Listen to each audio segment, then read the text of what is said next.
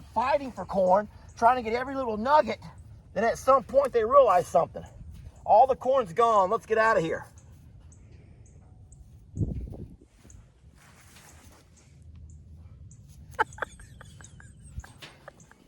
Guess what? Hogs, folks, they don't have thumbs. They can't just grab on like humans and lift up and go under. That's true. They're trapped. Thumbs turn out to be really important. They are trapped.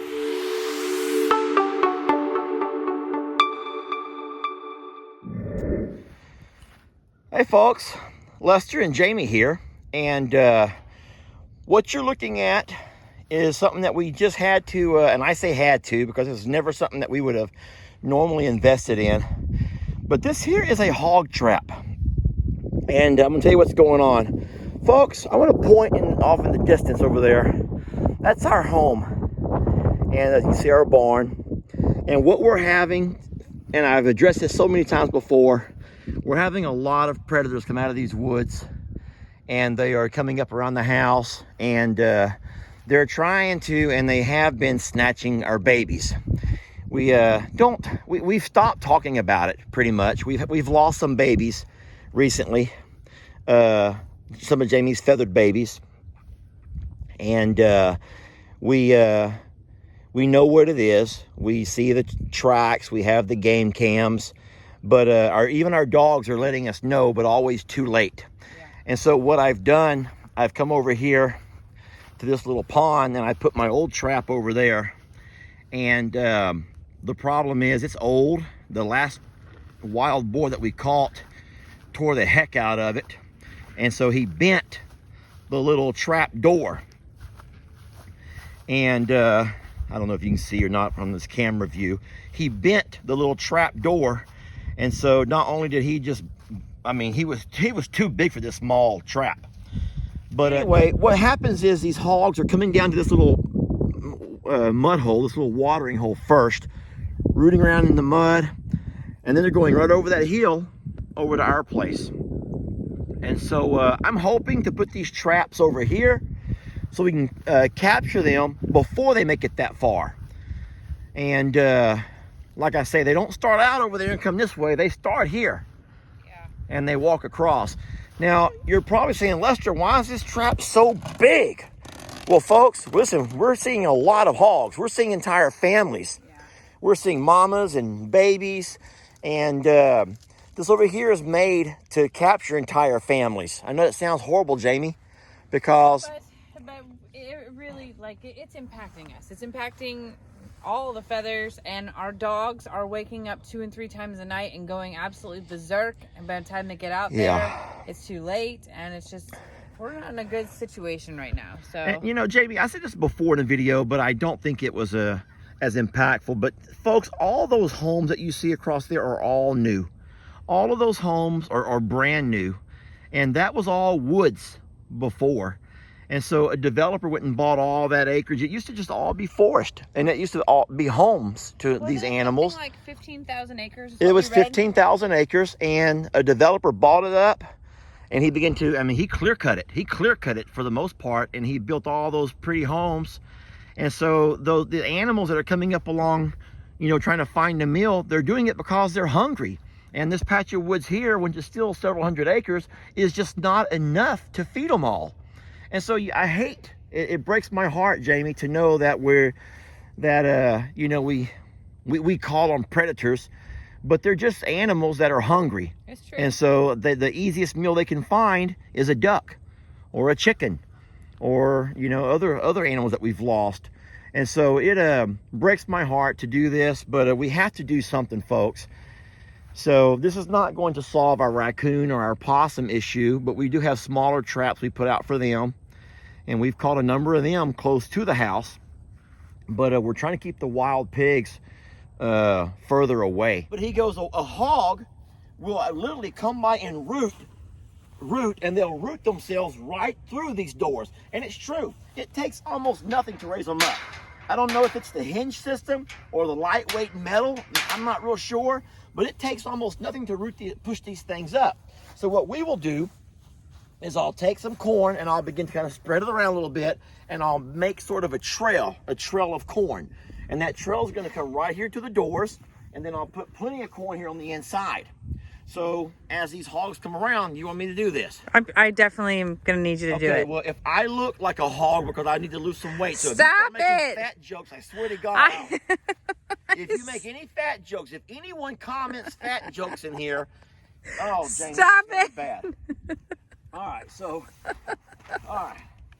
Please find the right angles. I think there's a good angle and a bad angle. I have seen myself in hotel mirrors, Jamie. I know there's good and bad angles. Did you say hotel mirrors? Well, we don't have mirrors in our bedroom. Oh my God, Lester. Wait, should I not have said that? Oh my God. Okay, carry Anyway, on. I have seen myself in mirrors, and I know what I have. I have a good angle, and I have some really bad angles. So bottom line is, these hogs come out of the woods. They make their way across towards the water source here. As they make their way across, hey, Jamie, before I do all this, just spin around for a minute. Let me show everybody something. Folks, look at the ground over here. Now, this is not too recent, but can you see how the ground changes from there to here? This is a whole lot of hog root. Now, like I said, we've had several rains recently, and you probably can't see exactly how it looked before the rains. I've also driven my tractor over here a few times with the disc and tried to disc it back into place, which is about all you can do. But them hogs, I love these babies. Y'all know me and Jamie love these animals. We love all animals, but they have been tearing some stuff up. All right, Jamie, come on, here I go. I'm gonna do it, and then we're getting out of here. Okay. So the wild hogs come along, they're rooting around. They never look up. They don't, they never look up. They're just rooting around. They're following the corn. You still watching, Jamie? Angles, watch the angles. Oh, this is the most amazing video ever. Anyway, so Jamie, at some point, they're still going, and they just keep pushing. This is not very heavy. It's not. And they keep on pushing. As they push, do I need to go all the way in, Jamie? Well, you gotta show them how it works. As they push, Jamie, they're still eating, they're still doing their thing. All of a sudden, this is gonna hurt, Jamie. Can you hold the door for a moment? No, I'm not holding anything. You've gotta give them the full effect, babe. All of a sudden, the door closes. Now, these dummies, they don't even realize yet. They're still eating corn. Their buddies coming right in behind them. They're actually in here fighting for corn, trying to get every little nugget. Then at some point, they realize something. All the corn's gone. Let's get out of here.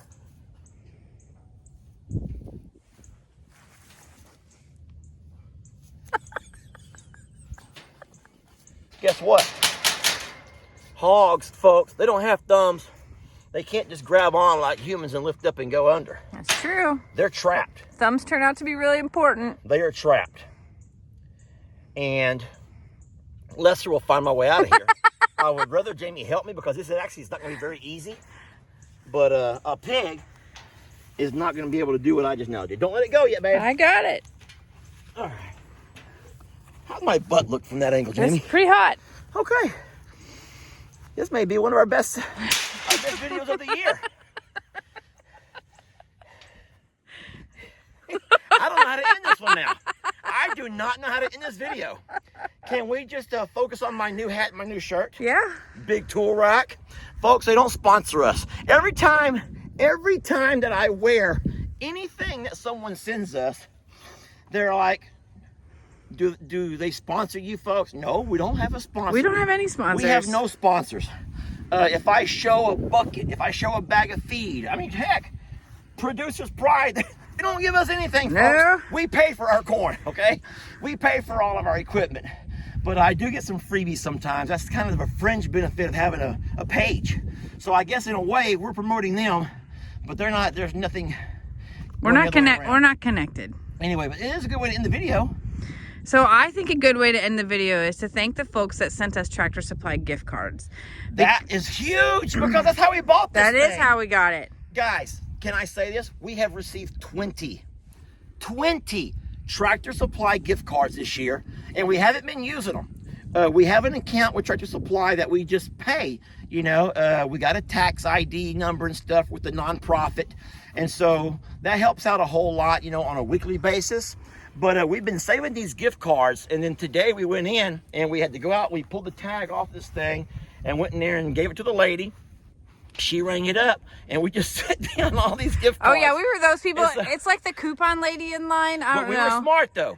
We did it first, and then we went and did our shopping. Yes. Giving them time, because we didn't want to stand there and hold the line up. So the lady calls her manager over, and her manager, who's, I guess, a whole lot more savvy on all the whatever, she starts scanning these gift cards to find out how many gift cards we had, and then all we had to do was pay the difference. So we could say thank you to those folks. Yes. We don't have a whole lot on our Amazon wish list. Is that Amazon wish list where the gift cards are at? Yes. So we don't have a whole lot on there, but gift cards are always something through Tractor Supply that we do use. It's where we buy our feed, and obviously where we buy equipment. So we want to well. thank y'all. We want to thank y'all for this, because this over here is going to help save a lot of babies. It's true. So this is kind of how I do in my classroom, Jamie. You want to hear this? Yeah. So as a teacher, let's just say that you have a classroom with 30, 35 kids. And I have one little guy or one little girl that they come to school and they are just hell-bent on just creating havoc, wreaking havoc, is that the word? Mm-hmm. Just creating chaos. They thrive on making the teacher angry. They bully each other, and there's just always something. So what I will do is literally, I will do whatever I can to remove that kid from the situation, because I cannot sacrifice 30, 35 kids who want to learn, who are there to learn, who can have learned to cooperate and work with each other and collaborate on ideas, when that one kid is just looking to create chaos. So I would rather, this sounds horrible, send that one kid to detention. Now, is that kid learning in detention? No, that kid's not going to learn that day. But that kid is not going to be able to bring everybody else down with him or with her. Does that make any sense to you? Yeah. So in sort of a strange way, I think that most parents who are watching this would agree. You would not want to have that kid in your child's class, because you know that one kid, and you teachers for sure know this, that one kid could create a non-learning environment for everybody. One kid can do that. So our bosses allow us a place to send those one kids. Now, it's a shame that those kids are not learning that day. But when you transfer that and translate that into farm life, it's kind of the same way. We can't allow one species or a few species of animals to create that kind of chaos for everybody else. Now, I know what you're going to say, Lester, they're only looking to survive. They're only looking to survive. I know that. And so there'll be a lot of controversy on this, I'm sure, as there are with most things. But when it comes to my classroom, which is my babies off in the distance over here, you know, the bigs, the littles, the feathered babies, I see them as ours. And so I'm doing whatever I can to protect them. And folks, if you have a better method, if you have a better system, if you and your people have learned a better way to protect your babies from this evasive species, then by all means, let us know. But here in Texas, they have what they call a shoot on sight, and that's year round. These feral hogs have made it to where they're just tearing up and destroying everything. There's not a natural predator to them, so there's nothing to slow down their spread. They're a danger to animals, to crops, and to people as well. So they are a danger to us and our kids. They're not friendly like Pig Trudy.